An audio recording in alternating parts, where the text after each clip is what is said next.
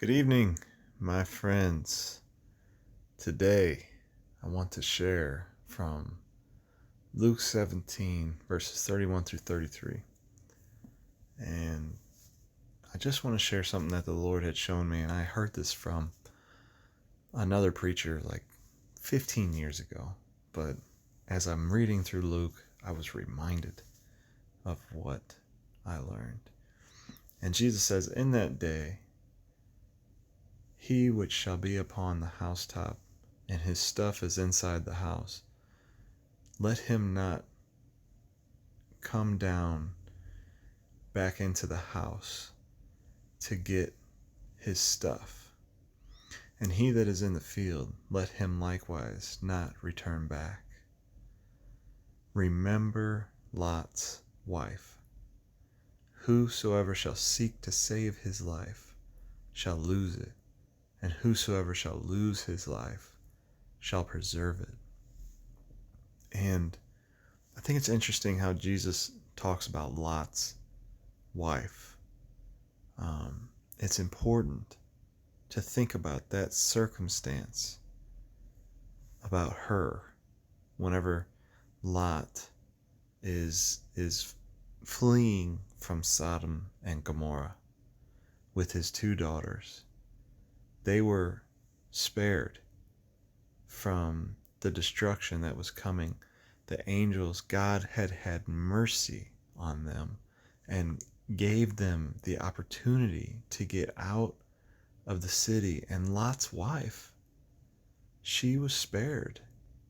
She was with Lot, heading out. And as she was escaping God's judgment, she looked back and she turned into a pillar of salt.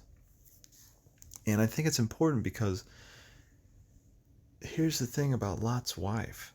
She was lost while being saved. She was lost while she was being saved. That's terrifying, right? Because she had the opportunity. She was already on her way out with Lot and her two daughters. But she looked back to her own demise because of the love of the world, because of seeking to save her own life in some way, by looking back, by not believing in the judgment that was coming, by not believing the word that the angels had spoken. She doubted.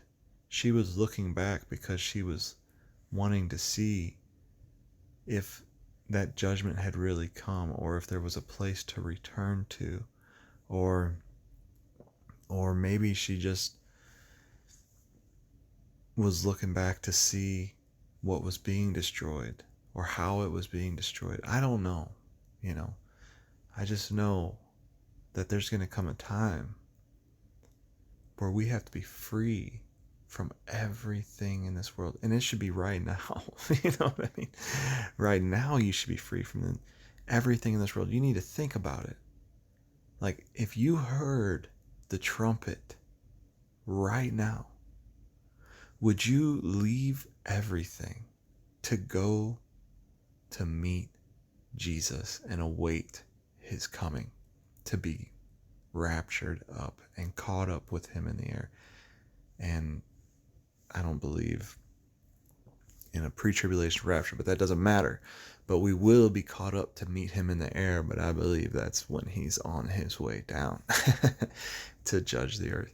Anyways, so that's another story altogether. Maybe I'll go over that sometime. But it says, just to reiterate that, just a small nugget, Paul says, at the last trump.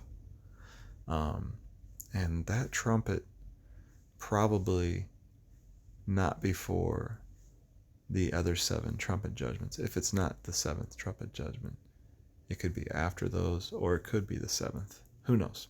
Anyways, so what's important is that at that moment, You have to be willing to leave everything here and go.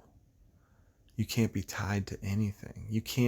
There's nothing you can take from here. So remember Lot's wife. She was lost while she was being saved because she had something in this world that she was still attached to, something that made her look back at the cost of her life. So imagine that moment that Jesus is returning and you're just, if there's anything that you would think that would cause you to turn back, cut it off. Lose it. Beg the Lord to spare you from ever looking back on that day. Amen.